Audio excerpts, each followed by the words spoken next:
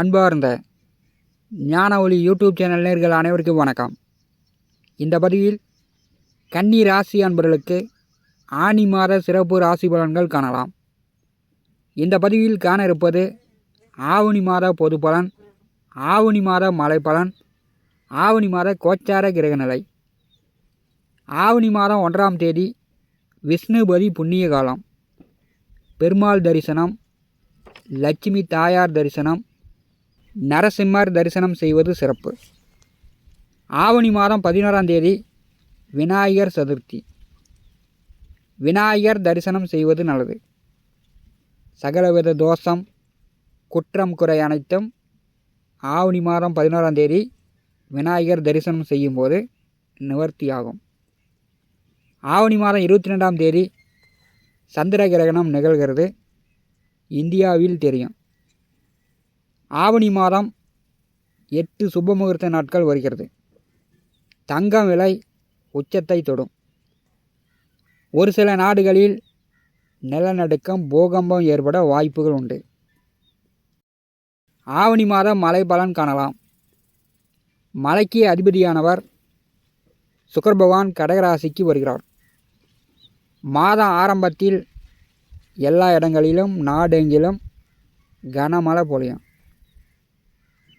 சென்னையை மழை வெள்ளம் உழுக்கும். இந்தியாவில் வட மாநிலங்களில் வெள்ள சேதம் உண்டாகும்.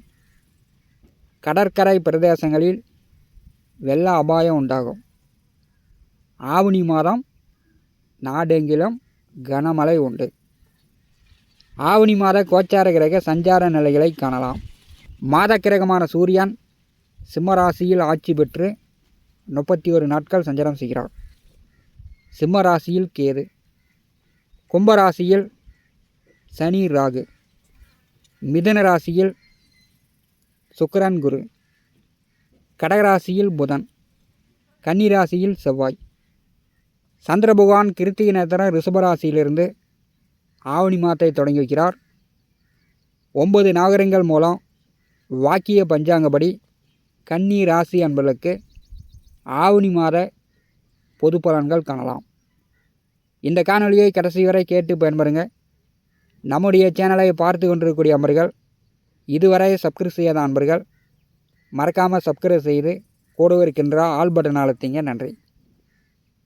ஆவணி மாதம் பார்த்திங்கன்னா சுக்கிர பகவானும் புதனும் 2 வீடுகளுக்கு பெயர்ச்சியாகிறார்கள். செவ்வாய் பெயர்ச்சியும் உண்டு.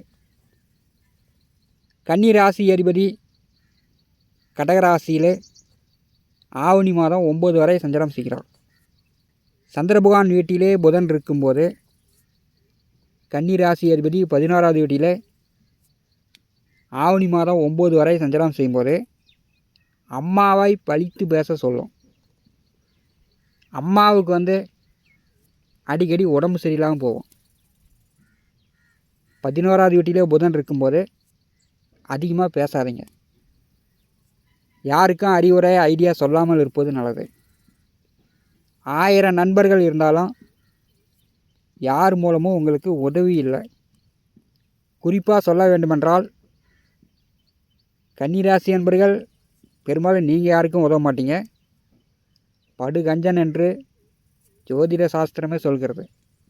அம்மாவுடைய உடல் ஆரோக்கியத்தில் கவனம் எடுத்துக்கொள்ளுங்கள்.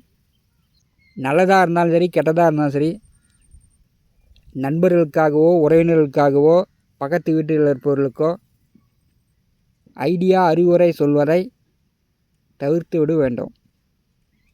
ஏன்னா சந்திரன் வீட்டில் புதன் இருக்கும்போது நல்லது சொன்னாலும் கெட்டது சொன்னாலும் உங்களுக்கு தான் குழப்பங்கள் அதிகரிக்கும். ஆவணி மாதம் 9ஆம் தேதி சிம்ம ராசிக்கு புதன் வருகிறார். 12ஆம் இடமான விரயஸ்தானத்தில் ராசி அதிபதி சூரியன் கேதுவோடு இணையும் போது வெளியில் தங்கி வேலை பார்க்கக்கூடியவர்கள், வெளிநாட்டில் வெளி மாநிலத்தில் தங்கி வேலை பார்க்கக்கூடியவர்களுக்கு சிறப்பாக இருக்கும். வேலை தொழில் உத்தியோக ரீதியாக பகை போட்டி எதிர்ப்புகள் கூடும். அதனால் வேலை சார்ந்தோ உத்தியோகம் சார்ந்தோ அந்த ரகசியங்கள்லாம் வெளியில் யார்ட்டையும் சொல்லாதீங்க. 12வது வீட்டிலே சூரியனோடு கேதுவோடு புதன் சஞ்சாரம் செய்யும்போது அரசு வேலையில் உள்ளவர்கள், அரசியல் கட்சி தொடர்பில் இருப்பவர்கள் எந்த ரகசியமோ பேசாமல் இருப்பது நல்லது. கன்னி ராசியிலே செவ்வாய் அமர்ந்திருக்கிறார்.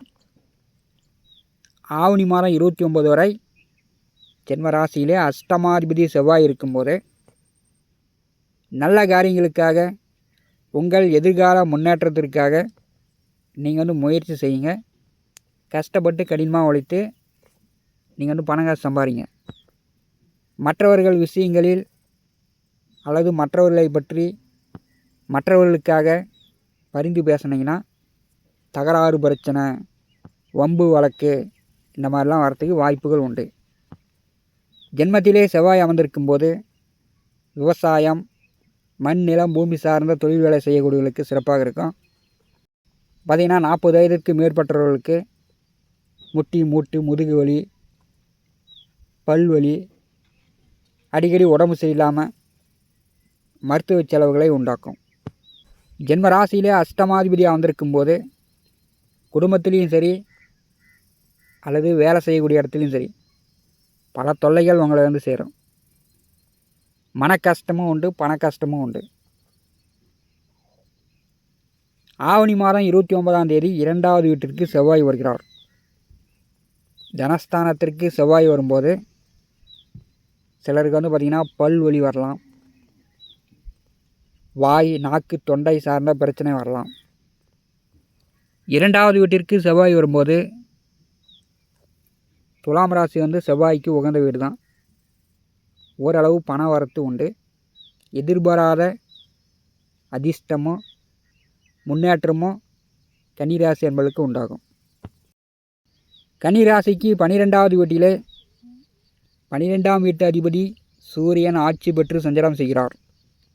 கேதுவோடு இணைந்திருக்கும் போது தந்தையாருக்கு ஏற்பட்ட நோய் நொடிகள் நீங்கும். தந்தையாருக்கு நீண்ட ஆயுள் உண்டு.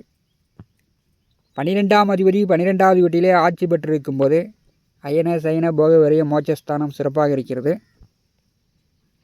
திருப்தியாக மன நிம்மதிக்காக சிறு தூர பயணம், நீண்ட தூர பயணம், ஆன்மீக பயணம் சென்று வருவீர்கள்.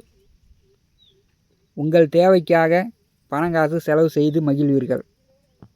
12வது வீட்டிலே சூரியன் இருக்கும்போது நல்ல காரியங்களுக்கு முயற்சி செய்யும்போது கண்டிப்பாக வெற்றியாகும். அதே கெட்ட விஷயங்களுக்கு மற்றவர்களை கெடுக்கணும், மற்றவர்கள் தொல்லை தொந்தரவுகளுக்கு நீங்கள் முயற்சி செஞ்சீங்கன்னா பாதகத்தில் போய் முடியும். அரசு வழியில் தொல்லை தொந்தரவுகள் வரும், தண்டனை பெறக்கூடிய சூழ்நிலை கூட ஏற்படும். அதனால் நல்ல காரியங்களுக்கு முயற்சி செய்யுங்க. கண்டிப்பாக 12வது வீட்டில் இருக்கக்கூடிய சூரியன் நல்ல விஷயங்களுக்கு உங்களுக்கு முன்னேற்றத்தை தருவார். ஆவணி மாதம் 5ஆம் தேதி வரை 2, 9ஆம் வீட்டின் அதிபதி குருவோடு இணைந்து தொழில் ஜீவன கர்மஸ்தானத்திலே சஞ்சாரம் செய்கிறார். ஒரு சிலருக்கு பார்த்திங்கன்னா வேலை உத்தியோகம் பார்க்கக்கூடியவர்களுக்கு எதிர்பாராமல் வம்பு வழக்கு, கோர்ட்டு கேஸு, சட்ட சிக்கலுக்கு ஆளாகக்கூடிய சூழ்நிலை கூட ஏற்படும். வேலை உத்தியோகம் பார்க்கக்கூடியவர்கள் கொஞ்சம் கவனமாக இருக்கணும். பெண்கள் வழியில் அசிங்க அவமானப்படக்கூடிய சூழ்நிலை கூட உண்டு. 10வது வீட்டிலே குரு இருக்கும்போது வேலை உத்தியோகம் பார்க்கக்கூடியவர்களுக்கு அதிக போட்டி போடாமல் கூடுதலாக இருக்கும். உங்கள் வேலை நீங்கள் மட்டும் பாருங்கள். ஐடியா ஆலோசனை சொல்கிறேன் அப்படின்னு ஓவர் பிரசிங் தனமாக செயல்படாதீங்க. 10வது வீட்டிலே குரு இருக்கும்போது உங்கள் பதவி பொறுப்பு உணர்ந்து செயல்பட வேண்டும். ஆவணி மாதம் 5ஆம் தேதி கடகராசிக்கு சுக்கிர பகவான் வருகிறார். கன்னிராசிக்கு லாபஸ்தானத்திலே குடும்ப பாக்கிய அதிபதி அமரும்போது கன்னிராசி என்பதற்கு அனைத்து வழியிலும் லாபங்கள் உண்டு. 11வது வீட்டில் சுக்கிரன் வரும்போது புதிய ஆண் பெண் நண்பர்கள் வருவாங்க. நண்பர்கள் மூலம் உதவிகள் உண்டு. இழந்த பதவி, இழந்த வேலை, உங்களுடைய இழந்த மதிப்பு மரியாதை மீண்டு வரும். 11வது வீட்டிற்கு சுக்கிரன் வரும்போது பணப்புழக்கம் தாராளமாக இருக்கும். குடும்பத்தில் சுபகாரியங்கள் நடக்கும். மூத்த உடன் பிறந்தவர்கள் ஆதரவு உதவி கிடைக்கும். 11வது வீட்டு சுக்கிரன் கன்னிராசிக்கு நல்ல மகிழ்ச்சியும் சந்தோஷத்தையும் கொடுக்க போகிறார். ஆவணி மாதம் 26ஆம் தேதி ஜென்ம ராசிக்கு புதன் வருகிறார். ஆட்சி உச்சம் பெறுகிறார். ஜென்ம ராசிநாதன் ஜென்ம ராசிக்கு வரும்போது கன்னிராசி அன்பர்கள் குடும்பத்திலையும் சரி வெளியிடத்துலையும் சரி வீண்பலி அவதூறு கெட்ட பெயர் வரத்துக்கெல்லாம் வாய்ப்பு உண்டு. ஜென்ம ராசி அதிபதி ஜென்ம ராசியில் அமர்ந்தாலும் மற்ற கிரக சூழ்நிலை உங்களுக்கு சாதகம் இல்லாமல் இருக்கிறது. அடிக்கடி பயணங்கள் நண்பர்களோடு சேர்ந்துக்கிட்டு வெளியில் ஊர் சுற்றி கொண்டு இருக்கக்கூடிய சூழ்நிலைலாம் ஏற்படும். அதெல்லாம் நீங்கள் தவிர்க்க வேண்டும். கன்னிராசிக்கு 6வது வீட்டிலே சனி ராகு இணைவு. 6வது வீட்டிலே சனி இருக்கும்போது பொருளாதார மேன்மை உண்டு. எவ்வளோ கடன் இருந்தாலும் கடனை கட்டிடலாம்.